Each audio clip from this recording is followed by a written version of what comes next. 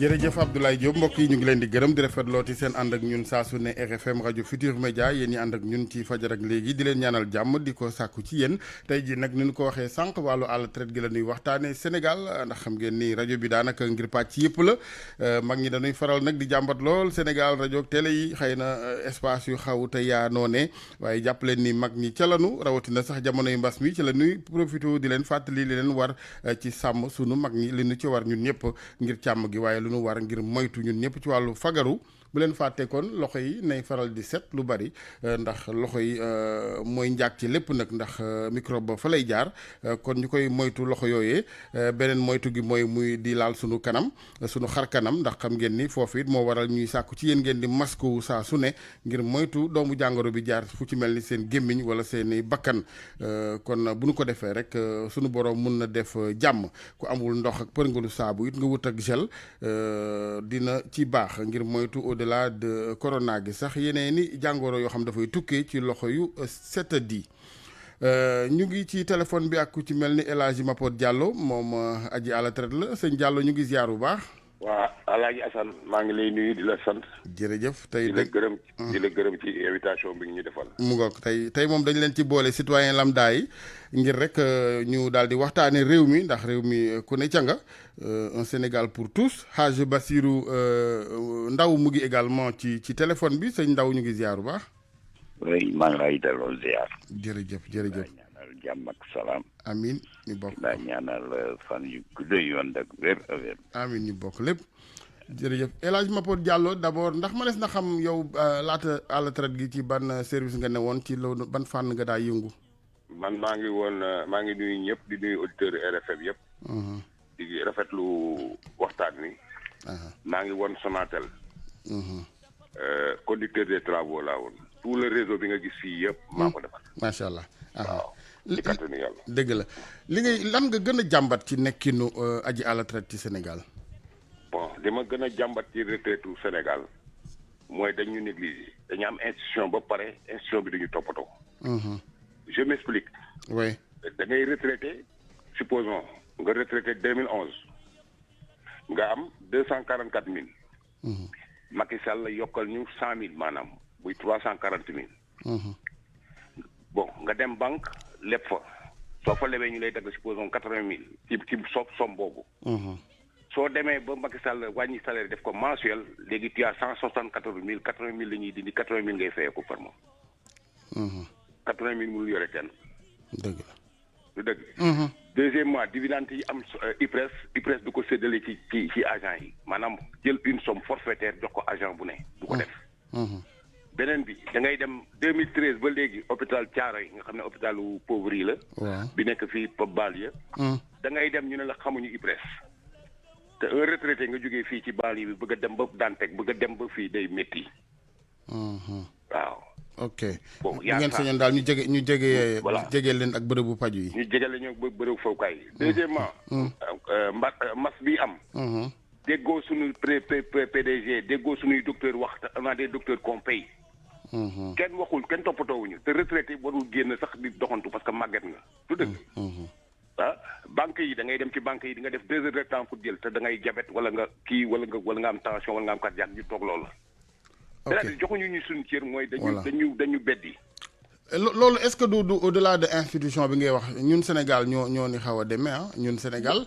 waaw da ngay xool mag ñi handicapé itam gis nga.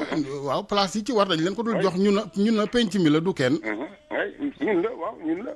ñun la bon léegi le problème qui se pose mooy bu ñu fekkoon defoon nañu leen badge. structure boo dem ñu xàmmee la sa badge. ok ñu diligente la nga dem sa yoon. baax na yeneen yi. parce que retraité lan la da ngay toog sa kër gérer sa famille. famille bu mag la ñuy am njaboot gaa ngi ci kër gi ngay gérer. donc lépp da ngay dem fayeeku ñëw ñëpp régler problème yi toog. mais nit ñi loolu la ñu mën a tul parce que ak feebar bi sax mënoo génn. dëgg la waaw mënuñu génn. da ngay toog sa kër yónni sa doom wala yónni keneen. deuxièmement. sunu doom yaa ngi nii fii kenn embauché wu leen. ñi di traîner sa kër gu ne dañu fa fekk 20. mais xale yi naam bu ñu amoon liggéey moo gën mais est-ce que yéen a ngi bàyyi xel yéen kilifa yi. xale yooyu seen formation wala seen njàngum métier. mais ñi ngi def suñu kéemtulaay kattan ak pension bi ñu am lu mu tuuti. très bien ñi ngi def tout. on sacrifie le minimum non yar bi kay c'est avant d'atteindre l'âge de la retraite. éducation yar bi xam nga wax naa léegi wax naa sama benn copain keroog. man ji bu doon dañu nekk dans de bonnes conditions xale yi toog. xale yi duñu nekk ci mbedd mi. parce que man sama papa moo ma téye woon ci mbedd mi ci kër gi. oui. et puis ma toog yaru am lu may bañ am lu may jomb am lu may rus. moom laa yoree moom lay wax samay doom. dama leen di wax fu ma jaar. oui du dëgg. dëgg mais il faut nga am loo toogee sa kër pour nga mën ko wax. dëgg la dëgg la. soo gisee booy ci mbedd mi éducation foofu la demee. maanaam 1980 wala 90 la booy yëpp nekk ci lu leen neex kenn yaratul doo xale yi. léegi lan mooy solution bi yow naam waxoon nga yokkuteeg 100000. yokkuteeg 100000 bari na de léegi lan nga bëgg lan ngeen xaar ci nguur gu Sénégal. léegi li gouvernement bi mu mën a def wala IPRES mën ko def. mooy mu dem au niveau des banques. dimbali soulager les retraités. bu ko defee dana baax ci retraité yi. maanaam li ñu leen di dog ñi nga xam ne ñoo fa contracté ay bor. ay prêt waaw ñu oyofal ko par rapport ak jege waayu pay gi ndax léegi weer wu ne ngeen di fay. voilà waaw loolu la. bu ko defee rek mu baax. loolu kay négociation la rek mën nañ leen cee dimbali waxtaan la rek ba juboo. voilà loolu la moo tax ñu jaar ci yow. ko yow yàlla teg na la fi ci kattanu yàlla ak yonent bi ñu ñaan nga dimbali ñu retraité yi. incha allah waaw loolu rek la mooy wax. dina siiw moom xibaar bi mu des xëy na ñu ci war a taxaw jërëjëf Diallo ñu ngi lay gërëm bu baax yàlla yàggal taxawaay gi. merci El Hadj Bassirou Ndao ginnaaw bu ñu la ziyaare yow it lan principalement nga gis ne daal mooy jafe-jafe yi ki liggéeyal réewam ba nekk ci dallu principalement lan mooy jafe-jafe yi. waaw non jafe-jafe yi mooy c'est la malgouvernance man sama. maanaam ni ñu yoree. retraite bi ni ñu non seulement retraite bi c'est-à-dire que ñun bu ñu nekkee ci période coloniale. foofu la ñu tubaab bi naxee. waaw tubaab bi dañ ñu nax dugal ñu ci karkam boo xam ne dañu jëroon képp kuy africain bu am nationalité française ñi boole la ñoom ci seen régime minimum vieillesse dugal léegi comme que ñoom buñ ñu coloniser dañu envoyé fii ay tubaab ñi ñëw di diriger nekk fii pour suivre ñu woon ñu fu ñu war a jaar pour liggéeyal leen ñoom. waaw léegi nag ci période boobu dañuy salaire yu ñu doon fay africain ak lu ñuy fay tubaab bokkut. foofu la ñu naxee. ok waaw léegi nag ñiy dox di dox ba ñun ñi ñëw ñu am indépendance. xam nga ñoom ñoo ñu préparé indépendance mais ñun dañ doon wax indépendance mais on n'a pas préparé l'indépendance. dañu doon wax indépendance rek di yuuxu les poteaux de pancarte là ñi koy fecc di koy. mais waajaluñu ko. waajaluñu indépendance. kuy dem indépendance day fekk nga préparé. waaw nga matale. sooy dem nga xam ne yow yaay war a. yilif sa bopp yaay doxal sa bopp yaay defal sa bopp. waaw. mais loolu ñun daf ñu dab rek parce que tubaab bi luñ fi bàyyoon. étant colonisé. moom la ñun en tant que indépendant de l'AOF et de l'AEF. ñun loolu dañu rendre obligatoire te France dugaluñu ci régime général daf ñu dugal ci régime complémentaire. parce que dans un pays boo xam ne da nga am sa souveraineté dafay am un régime national loolu moo tax ñu créé OIT. waaw OIT suñ ko créé c'est pour loolu la. loolu moo tax ñuy daje ñoom chaque mois de juin de chaque année si mois de juin buy ñëw nii dinañ fa taseyaal pour waxtaan parce que ñoom dañuy jox ay recommandations naka la ñu war a gérer la retraite. parce que retraite dafa ay calcul. waaw calcul mooy lan. ñun bu ñu tubaab yi colonisé lu ñu def dañu ne bon dañu créer d'abord la caisse de sécurité sociale. Caisse de sécurité, c'était pas une caisse de sécurité sociale, c'était une caisse de compensation. Compensation mooy yow soo feebaree les frais médicaux. soo feebaree les indemnités de maladie. la maternité soo amee soxna. mooy risque numéro 3. 4 c'est le décès du travailleur donc ñan ñoo koy utu mooy ay jabarom ay doomam. 5 ñu ne minimum vieillesse mais ñun amuñu minimum vieillesse parce que minimum vieillesse ñun bu ñu souveraineté ci dañoo am minimum vieillesse parce que moom la OIT di gérer. waaw mooy le risque 5. le minimum vieillesse. ñoom tubaab yi bu ñu coloniser dañu jël seen régime complémentaire le taux de 50% boo xam ne dañu ne da ngay def 37 ans et demi d'assurance da ngay assurer. institution bi. 37 ans et demi. mais ñun ils nous ont fait dañu assurer sur 30 ans. ñu assurer les fonctionnaires sur 35 ans. les fonctionnaires français africains français. waaw donc mu am 2 catégories de travailleurs. ok les indigènes sujets français. ñoo xam ne ñii c'est des sujets français ñu defal leen benn régime local. ok waaw de retraite. bon ñoo xam ne ñii des expatriés français. les nationalisés africains français. jox leen le régime minimum vieillesse bu France. waaw ñi defal ñu régime local.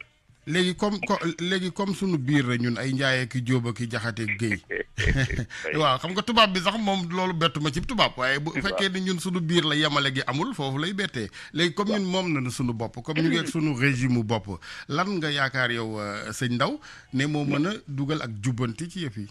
waaw xam nga bu ñu amee suñu souveraineté dañu am suñu souveraineté nekk membre de l'OIT. OIT mooy saytu liggéeykat ci monde bi. waaw donc yow liggéeykatu Sénégal normalement dañu waroon am une pension nationale sénégalaise comme France nañ ko amee. donc système de calcul bi c'est différent du système des règles des régimes complémentaires parce que quand su amee régime général. dafay am ay régime complémentaire. régime complémentaire mooy buy ñëw pour compléter le régime général. waaw donc régime complémentaire dafay am cadre les encadreurs les non cadres les encadrés. mais boobaag léegi am na ay amélioration man dégg naa fi augmentation 100 000 francs. xam naa ni soxla yi moom du jeex waaye xam nga nag Sénégal aussi la ñu nekk de augmentation 100 000 de nit liggéey na ba guddee àll musu ko am. waaw xam nga suñu ne augmentation sans kii là c'est pas comme ça que ça se passe. ok du défini retraite du noonu. parce que c'est basé sur lu OIT wax. waaw parce que comme dama la ko waxee sànq da ngay liggéey 37 ans et demi da ngay assurer. assurance la. waaw léegi kon c'est un acquis légitime. oui waaw c'est un acquis c'est-à-dire que yow pension nationale Sénégal war nañu xam ne am nañu pension nationale. léegi nañu am régime complémentaire. des cadres et des non-cadres parce que day ñëw pour compléter yow ce revenu kii bi retraite. et puis c'est mensuel c'est pas kii parce que il faut qu'on cotise 37 ans donc 37 ans et demi ça correspond à 150 trimestres soo amee 60 ans. waaw dafa am système de calcul. mais mensuel gi xanaa kon yéen finalement parce que ku ko dégg ci du àll traite danaan xëy na léegi am na tan ku daa fayu ku ñaar ba ñetti weer léegi ñu ne weer ba weer ngay fay amu ci lu ngeen ci gagné. non gañuñ ci dara. ñun au contraire dañuy nax rek. ci naxate la ñu nekk. waaw parce que. ku leen di nax IPRES la SNR la. c'est l'état du Sénégal moom moo defut lu mu war a def. l'état. c'est pour ses travailleurs xam nga même. mais ku am salaire bu dee la pension bu dee nga yam. waaw parce que ça dépend si sa salaire. ok waaw donc ñoom nu ko kii daal 37 ans la dañuy def la moyenne des meilleures années. yoo def si 37 ans yi. ok donc il faut à la base nguur gi xoolaat salaire yi d'abord. waaw c'est entre 10 à 25 ans. pour def moyenne bi. léegi suñ ko defee nag ñi su nekkee nekk na 1 million ñi multiplier 1 million yooyu par 50%, c'est le taux maximum de 50%. Multiplier ko par 37 ans et demi divisé ko par 150 trimestres mu jox la une pension nationale qui va annuelle. Pension annuelle boobu ngay diviser par 12 pour mu jox la pension manuelle kii mensuelle. léegi ñi dugal ci les charges de famille. waaw suñ ci dugalee charge de famille nga sa pension day yokku. waaw waay léegi nag kooku mooy kii. léegi nag yow tamit si boobu jamono. yow yaa ngi liggéey donc da nga war a am un régime complémentaire su nekkee cadre un régime complémentaire cadre. su nekkee non cadre nga am un régime complémentaire non cadre. oui loolu day ñëw yokk encore si sa kii parce que da nga ciy natt parce que ñaari natt la. pension nationale bi pension nationale sénégalaise à des régimes complémentaires. Donc c'est comme ça parce que système de léegi beneen jafe-jafe bi nag mooy je suis même tenté ma laaj la ndax pension war na yor kër xam nga aussi beneen jafe-jafe mooy xale yi amul liggéey. problème boo koy faj da nga koy fajee nu ne boo bëggee équilibre am. xam nga man. gune yi liggéey wuutu mag ñi. waaw daan ci def benn étude. dama bind en France la force ouvrière. ñu envoyé ma document. benn bi ñu boole ma benn institution bu nekk boo xam ne moom mooy gérer les Français les expatriés français dans les territoires d'outre-mer ou bien dans le monde. waaw ñooñu envoyé ma document ma kii ko daal ci laa gis ne tubaab bi dañu nax parce que ñoom jëluñu ci seen régime ñu créer ñu benn régime local. bon léegi problème bi kay mooy ñun justice fi nu ko yaakaare mooy ci ñun sunu doomu réew comme ay mbokk lañ sunu biir léegi. problème bi kay tubaab bi kay naxuñ ci retraite kese tubaab bi nax nañ ci sunuy matière première nax nañ ci lu ne. mais ñun maa ngi ñëw. waxtu yu moo ñu dab papa xam naa il faut. d'accord non c'est-à-dire que lu ma bëgg a wax. mooy que ne c'est la malgouvernance. xam nga malgouvernance moom la wax au départ. waaw et j'y reviens parce que. ñun bu ñu amee indépendance defuñu lu ñu war a def donc dañu bàyyi tubaab yi ñëw fii nekk fii di ñu kii moom lu daal moo xawoon nandite tuuti commencé di sénégaliser les postes occupés par les tubaab mu am problème ak kii tubaab yi jaxase ko Senghor et après ils se sont séparés. waaw donc actuellement il faut que ñu xoolaat. il faut un débat. waaw c'est pas di wax ci rajo ou bien di wax ci télé. il faut un débat sur la retraite au Sénégal. waaw kooku man ci lay liggéey. waaw dama bëgg ñu def un débat ñu leeralaat affaire yi seetaat reprendre pour que nit yi mun a am liggéey. et que liggéey bi aussi dañu war a seet salaire yi. waaw parce que salaire yow liggéeykat bi yow da ngay ay risques ngay vivre. waaw. Il y a des risques en pagaille. Oui. Bah, parce que tant yële rek si 2019 là gis naa si presse bi laa gis ñuy wax benn bus boo xam ne dañ ko doon transvasé si kaw. mu ngi de 100 kilos. mais dafa décroché ñëw fekk ouvrier bi si kii laa quoi mu rey ko sur le coup.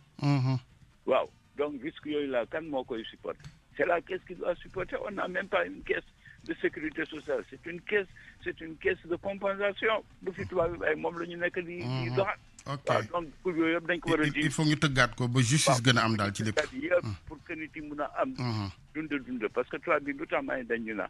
yow dañuy ñëw ne da ngay liggéey kay fayee ko weer. mais soo demee ba quinzaine mun ngaa jël avance quinzaine. mais soo jëlee avance quinzaine may ñu la da nga jël avance. sa xaalis la waaw. suñu daggee impôt dagg avance quinzaine. mais lu lay dese doo dese dara. donc léegi yow tu es dépendant d'une avance quinzaine. waaw donc il faut que nit yi ñu xoolaat. salaire IPRES mu ngi def lan 300 000 moom mooy le taux. pour le régime général. waaw. Le régime complémentaire 4. Pourquoi un régime complémentaire 4 et non pas un régime complémentaire non 4? Mais c'est tous des travailleurs. Oui. waaw ñooñu dañuy liggéey ba kii laa quoi mbay nga liggéey amuloo kii laa quoi mais xoolal tubaab bi suñu ñëwee kii laa quoi ñu ñëw fi en bosan la dem si kii laa mais c'est des gens qui touchent bien. mais suñu doon fay nit ko am nit ki ñuy la fay 500 000 par semaine mais mun nañ ko def. dëgg la ñi fay par semaine. ñi nekk ba weer dee. merci. waaw jërëjëf Ndaw xam naa comme ni nga ko waxee kilifa yi waaw wax nga ni nga ko waxee débat la laaj débat bu xóot ak tous les acteurs. kon boo tax nag du may tàggoo. ma lay tàggu. mooy que ne ñun man maa ngi def kii boobu laa ko pour essayer seet naka la ñuy def yéen su nekkee yéen mun ngeen koo def. ngeen woote un débat. un débat. mooy sur la retraite. waaw ce débat là il y aura le FNR. l'IPRES parce que ñoom ñooy ñaari institution yooyu ñaari kër yi ko yor waaw dëgg la donc ngeen invité patronat bi ñu bokk waaw seen Inch'Allah. syndicat ñi jël seen président ñi jël liggéeykat yi mooy les syndicats oui à les associations de retraités yoo xam ne qui sont bien reconnus ñoo xam ne ils maîtrisent am na solo oui parce que jërëjëf ñi toog ñi waxtaan ci parce que tant que waxtaanuñu du ñu am solution parce que on est sur place Ah oui. actuellement dëgg la depuis temps colonial ba léegi on est sur place waaw jërëjëf Ndaw jërëjëf ñu ngi lay gërëm bu baax El Hadj Bassirou Ndaw ñu koy gërëm di gërëm El Hadj Mapod Diallo ci la ñuy waxtaanee tey am na ñuy yónnee message yu bari ci wàllu retraite gi bu dee mën nañ jaar ci téléphone bi ñu dugg ñoom it wax li nga xamante ni mooy seen préoccupation tey nag kon Ablaye li gënoon mooy ñi à la retraité wala ñi lijjanti pension dugg ñi pension yi yor nag ñu gën a góorgóorlu ja xam ni pension yorul kër gën a góorgóorlu gërëm daal di dimbali seen i waajur waaye nguur gi moom mi njaboote ñëpp nag dimbali gune yi ñu am xëy waaw bu ko dee defee li la war rek ak tan dina am donte 100% moom yombul waaye dinañ ko jege du ñàkk 88 628 14 14. ñëpp àndandoo gànnaay yi dafa bare te xeex bi dafa metti ki koy suuxat moo ko sooke ni bis besoo yi bes seetlu naa ko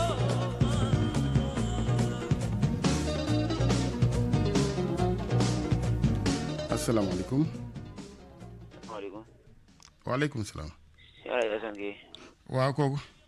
maa ngi lay nuyu ziar kii de sa benn xarit la. allo naka la tur bi. Lamp Fall. ñu ngi lay ziar bu baax Fall. ba yaa ngi jàmm. alhamdulilah. maa ngi rafetlu sa taxawaay. jërëjëf jërëjëf Fall. jërëjëf jàmm foo toll. amiin ñu bokk ko. di ko sàkku si yow. amiin yaa rabbi. di ñaan sa borom jàppale la. amiin amiin. te sàmm sa aar la. amiin maam Lamp jërëjëf. te defal la kaare nga biir ak biti. amiin yaa rabbi. sama xol seet na si guy yu nag. alhamdulilah kontaan naa. gis naa sa taxawaay bu baax. jërëjëf.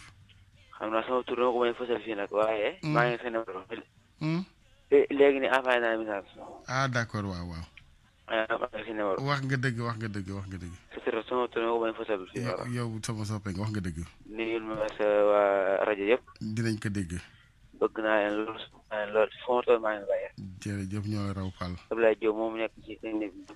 maa ngi ko siyaare. Ablaye mu ngi lay delloo ziar bu baax. mboolem auditeurs yi ñi déglu ñëpp maa ngi leen siyaare ak ñi leen topp ci service. jërëjëf. da nga nuyu ma seen waa groupe bi bu baax a baax. incha allah loolu yàlla. incha allah jërëjëf yàlla fay lii. nuyu ma ñu Mouhamed Ndiaye. daa jóg jën ba Ndeye Diop ñu leen baax a baax. incha allah. jërëjëf Guèye. jërëjëf Fall kontaan nañu maam Lamp Ablaye ay ca ñaan gi xam nga tukkee ci sëñ Lamp Fall moom bàyyi maag 90% yi rek comme yaa féete ndaw nga jël 10% yi Mbaye Diouf maa ngi lay nuyu Mbaye Diouf moom ci groupe Futurs Médias ñu koy ziar bu baax asalaamaaleykum. waaleykum ñu ngi lay ziar sëñ bi. salaam. waaw kooku. kii de Diop RFM naan koy wax ci rajo Futurs Médias bu Dakar. bisimilah Diop ñu ngi lay ziar bu baax. di kontaan bu baax ci jot gi la jot nag yàgg nañ koo bëgg a xam naa teel a ko yàlla dogal. jërëjëf alhamdulilah. di la sant bu baax a baax di la gërëm ci sa taxawaay. jërëjëf Diop. waaye di wax ne ñun ñu bëgg Futurs Médias yëpp daa yàgg ñu sagal daal. alhamdulilah. waaw te ci say wax ak say jëf tamit. di la ñaanal bu baax a baax rek foo toll daal di la wax amit xam ne am na ñu nekk sa ginnaaw di la ñaanal daal. xam naa ko amit ñu bokk xam naa di ñaanal groupe bi yëpp tamit nag. jërëjëf waaw yàlla jëmale leen ci kanam. amin waay amin. waaw di leen masawu ci fi jaar yëpp. waaw yëpp tamit nag. dëgg la jërëjëf. waaw di wax ne ñoo yéen ñoo ko bokk daal. dëgg la xam nañ ko. waaw di leen ci masawu bu baax a baax te rafetlu bu baax a baax seen liggéey tamit. jërëjëf. waaw te wax ne ñi ñëw di yàq moom danoo xamut yéen seen taxawaay ci dëkk bi rek. dëgg la. waaw waaye ñu xam seen taxawaay ci dëkk yi moom. duñ ñëw foofu di yàq dara waaw wala nu leen di wax dara loo xamante ne nii du rafet. dëgg la. waaw parce que yéen moom ku dégg seen wax rek di nga xam ne yéen moom yaakaar naa ngeen tëdd. waaw faru leen fii faru leen fee loolu sax yitteelu leen. yitteeluñu moos dëgg la. waaw waaye ñi xamul nag ñooy ñëw di yàq wala nuy gisee leneen rek. dëgg la mais sant yàlla. waaw waaye nit ñëpp yemul nag moo tax. am na waa ji waxoon garab ga am ay fruits ay doom yu ñor ak yi la ñuy xalab ay xeer. waaw garab gu dee boo ko rombee da ngay dem. dëgg la wax nga dëgg de. jërëjëf Diop. waaw di leen sant bu baax a baax nag di kontaan ci yéen bu baax a baax. alhamdulilah yàlla ñu ñëw su ngeen ñu déggee déggul. non yéen génération Futurs Médias dañ leen a mënut a fay loolu mooy problème bi yéen moom.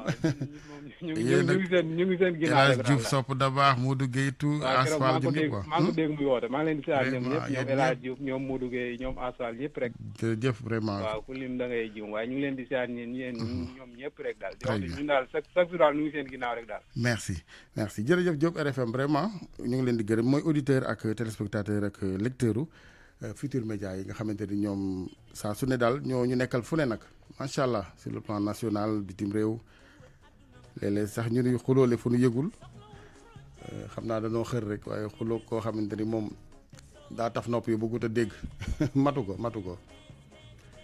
88 628 14 14 RFM asalaamaaleykum. aleykum salaam Alaaji Asan. waaw sëñ bi. man la ma poot maa dellu si waat. Diallo waaw. maa ngi lay gërëm bu amul àpp. jërëjëf Diallo. li nga def yëpp li nga def nii lu rëy la. jërëjëf. nañ def états généraux de l'IPRES. états généraux. soo amee retraité am doom bu amee majoré ñu dindi 15000 sa salaire c'est pas normal. hôpital Thiaroye bii mënuñu fi faju depuis 2013 ba léegi mënuñu fi faju c'est pas normal. yooyu yëpp il faut ñu def états généraux des travailleurs. de l'IPRES. parce que yéen ñii ñëw même problème ngeen di am. parce que man en 2021 naka laa mën a nekkee sama papa salaire bi mu la doon retraite di ma ci dundal ma yore ko mënuma dund. c'est pas possible. ah oui ça veut dire que avancement amul. calcul boobu laa def. parce que dama xool sama papa bi mu gaañoo. bulletin de retraite am bi ma jëloon. actuellement su ma toll nii di wax ak yow moom lay fayee ko. et je ne peux pas gérer ma famille. 20 personnes 20 personnes wala 12 personnes. waaw du yomb. mais am na yoo xam ne rafetul. dëgg la jàll. bon ñu jéem xool nu ñu dimbalee moo gën. incha allah nañ def états généraux. pas woo ay yu syndicalistes nañ ñëpp toog retraité yëpp toog ñu wax. problème bi ñu am ñu réglé ko. dëgg la. waaw parce que man je ne peux pas concevoir. ñu nekk ci kaw seen bopp la ñuy toppatoo ñun ñu bàyyi ñu ku yëg boo yëgalee xaleel ci kaw garab. suy àjji na la séddaale. muy lekk na la sédd yow mi mag ci suuf. dëgg la loolu la àddina. jërëjëf am na solo jërëjëf sëñ Diallo ni nga ko waxee ndax gune googu bu mu fàtte ni mooy dooni mag ëllëg de waaw loo kawe nag te jamono yi mag mënatul yéeg yow bi mën a yéeg nga boo jëlee benn fruit nga waddal benn ngir moom ca xam ni ëllëg di nga teen bëgg ko la waddalal ab lay li xale yi tooñante fii ci émission Assoumène Thioub léegi ngeen nekk ay période de vie yéen ñëpp ñu leen di wër di invité émission naan moo fi daan def lii incha allah 88 628 14 14 asalaamaaleykum. salaamaaleykum. waaleykum salaam. yàlla ay ma duggoon léegi nii. sëñ Fall. waaw. waaw ndax yow doyaloo comme sëñ Diallo aja. maa ngi rafetlu kàddu yi bu baax a baax. alhamdulilah. maa ngi seet ne seen guy Mbacke Cheikh la. ndeysaan. waaye nag Alaaji Asan bi. bu ma si jàpp ne ñëpp la bëgg. jërëjëf. waaye nag bu ma si jàpp ne ñëpp la bañ. nekk am nga sopp am nga. dëgg la de. waaye jàpp nga jàpp nga xam ne nga xam ki nga ko seqal. incha allah lépp la wax rek li ñu seet woon ko yàlla seet. te xam ëllëg ñëpp lay ndaje ji. maa ngi sant bu baax di la gërëm. ma xool seet ne seet bi. kontaan nañ vraiment. jërëjëf dogal ma bëgg seen góor bi rek. am naa léegi dama bëgg su ma ki jox numéro am suuf Ablaye Diop ma jox numéro am. Ablaye Diop waaw très bien waaw. bul raccroché rek moom mu jox la numéro am Ablaye. sëñ Lamp nee na nga jox ko sa numéro. ñu koy gërëm di ko sant 88 628 14 14 RFM rajo Futur Média sujet bi moo doon wàllu à la traite ci réew mi waaye comme ni ko sëñ Diallo waxee rek xale yi nañu xalaat ni ëllëg ñooma de dafa am xeex yoo xam ni ëllëg la payoor gi waaw da nga koy xeex tey pour am payoor gi ëllëg doo bàyyi ba mu ne këtt ne jot na rek nga ne ca di xuloo ko xeex rek.